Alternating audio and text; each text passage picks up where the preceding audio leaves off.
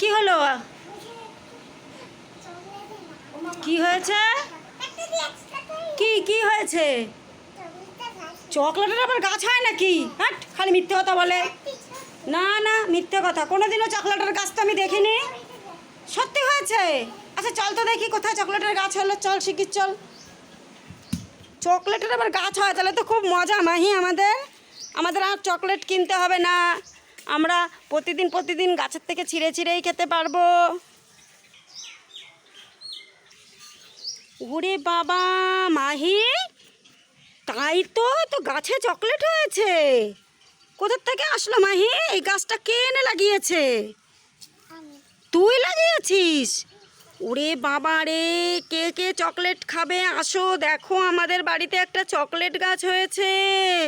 মাহি লাগিয়েছে, মাহি।